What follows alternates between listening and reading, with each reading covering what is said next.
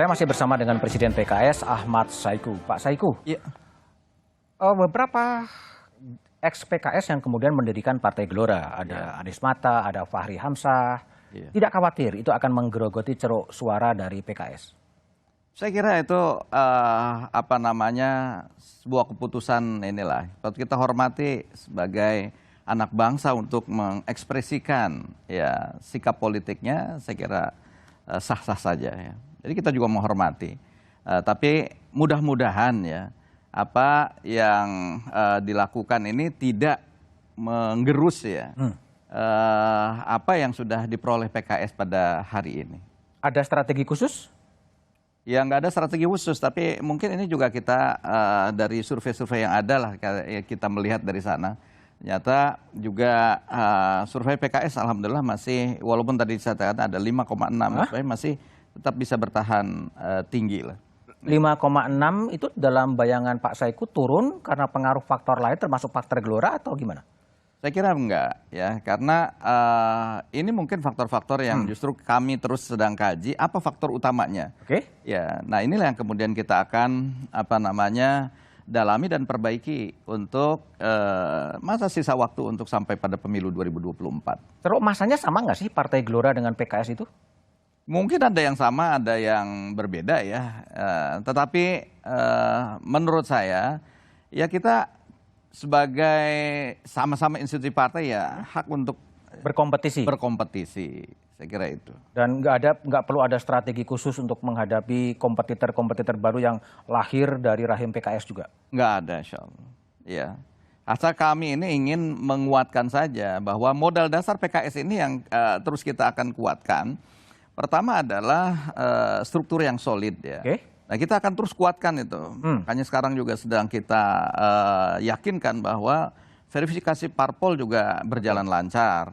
Kita kuatkan. Yang kedua, ya kader-kadernya kita tetap juga menjadi kader-kader yang memiliki militansi yang kuat. Oke, tapi kalau ngomong soal militansi, tapi respon PKS kelihatannya malah mengganti logo, mengganti warna menjadi lebih greng gitu kan? Dan pernah juga mewacanakan ingin mencapreskan Raffi Ahmad gitu. Sebenarnya apa yang mau dimainin? Sepertinya kayak ini Mas, kalau kaitan dengan perubahan logo, ini sebenarnya sudah masuk juga dalam kajian-kajian dari by design ya? Tim kami, by design ya. Bahwa kita ingin ada sebuah rejuvenasi, ya, penyegaran, perubahan, dan itu kita akan mulai dari logo. Makanya logo kita juga logo yang kira-kira bagaimana bisa diterima oleh anak-anak muda, milenial yang sekarang ini kita melihat lebih sering anak-anak milenial, anak-anak muda itu begitu senang dengan logo-logo yang atau dengan warna yang berwarna orange. Artinya anak muda akan menjadi target utama voters dari PKS? Ya, salah satunya kita akan menyasar anak-anak muda ini. Nah, kemudian juga tidak hanya pada sisi logo ya. Mars PKS juga kita ubah ya. Bagaimana kita ingin memiliki rasa kebangsaan yang lebih kuat melalui pengungkapan di Mars PKS dan himne PKS. Itu semata-mata sebuah perubahan karena memang selama ini PKS ada stigma menjadi sebuah partai Islam yang eksklusif, partai yang tertutup, dan sekarang akan menjadi terbuka atau gimana? Ya perubahan itu tadi untuk merepresentasikan bahwa kita sekarang ini ya visi PKS ada mewujudkan Islam yang rahmatan lil alamin. Maka ini tentu apakah kita sebelumnya enggak gitu? Iya, ya sebelumnya juga begitu, hanya saja tadi implementasi di lapangan kan lebih memudahkan dengan ada pergantian-pergantian rejuvenasi yang seperti tadi dilakukan. Sehingga alhamdulillah dengan ada perubahan misalnya seperti Mars, tingkat penerimaan masyarakat terhadap PKS, Mars ini semakin semangat kebangsaannya tinggi. Oke, ini semata-mata political marketing atau betul-betul sebuah evaluasi yang mendasar dari PKS sehingga sampai merubah logo, merubah warna, merubah himne, merubah Mars. Ini political marketing atau memang apa yang dikerjakan sekarang? Saya kira ini political marketing yang salah satunya memang kita merencanakan dan mengkaji itu sejak awal. Makanya ini sebetulnya kajiannya bukan hanya di zaman saya. Itu sudah ada sebelum presidennya saya.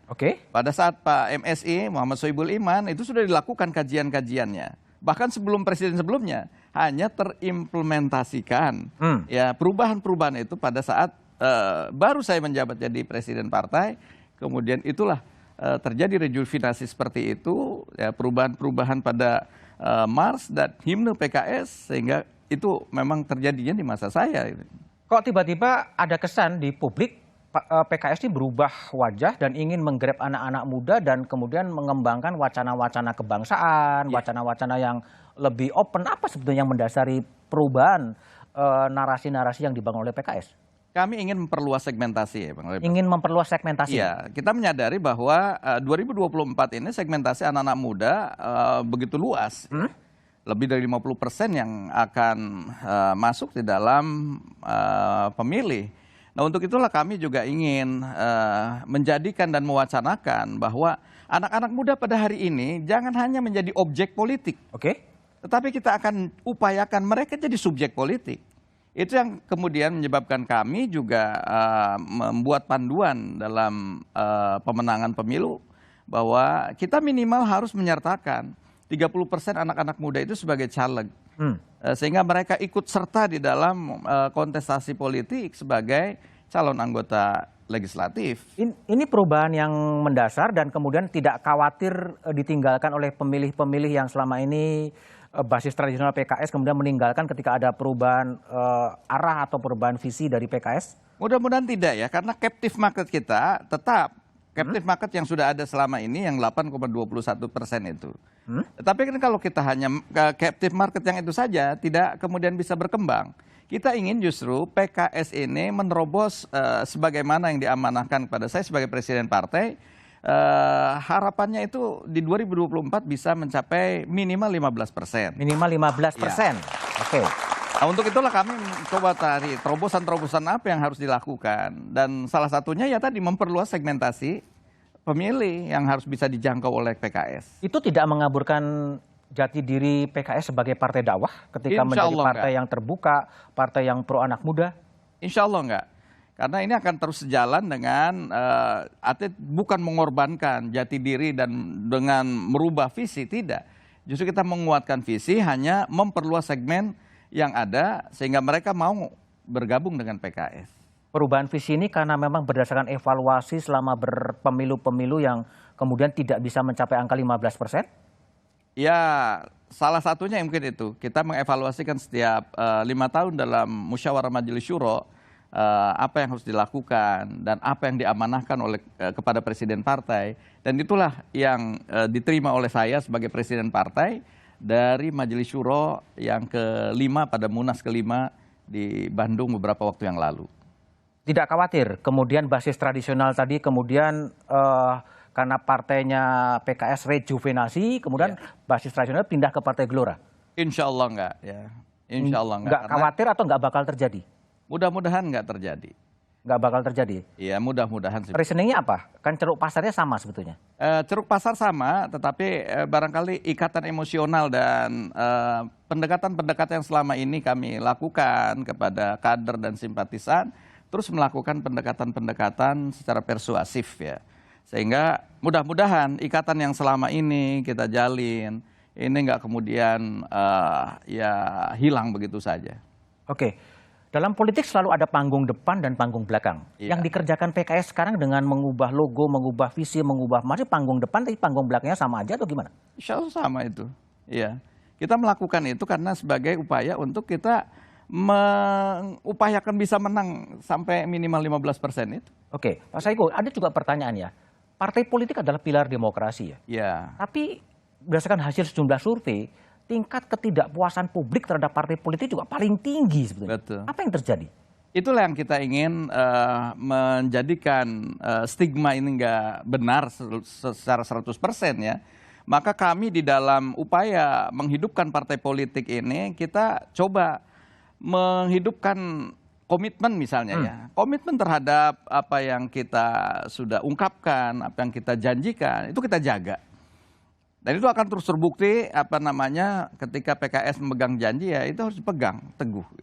Satunya kata dan perbuatan. Iya, konsisten ini yang menurut saya tentu perlu terus menjadi pegangan kita. Dan ini semua mau tidak mau bersumber dari satu hal, bagaimana kita punya integritas yang tinggi dalam menjaga perpolitikan itu. Makanya di dalam Rapimnas kemarin ya kami juga menghasilkan dan menginginkan bahwa calon presiden dan calon wakil presiden ke depan dengan 5 kriteria, kami melahirkan 5 kriteria itu, salah satunya adalah integritas. Integritas. Iya. Kemudian yang kedua, ini memiliki wawasan nasionalis religius. Oke.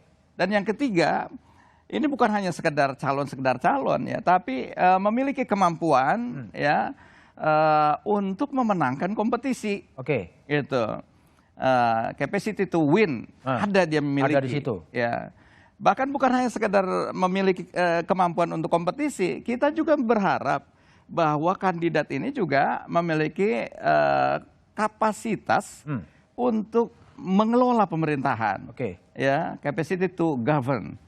Sehingga dengan ini pemerintahan bisa berjalan dengan baik. Oke. Nah, satu hal lagi ini yang sangat diperlukan tadi dari obrolan kita sejak awal adalah memiliki capacity to unite.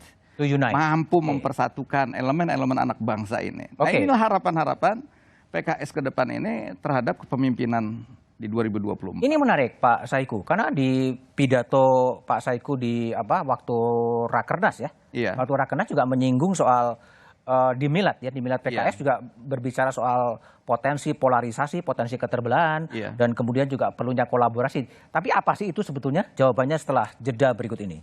Iya.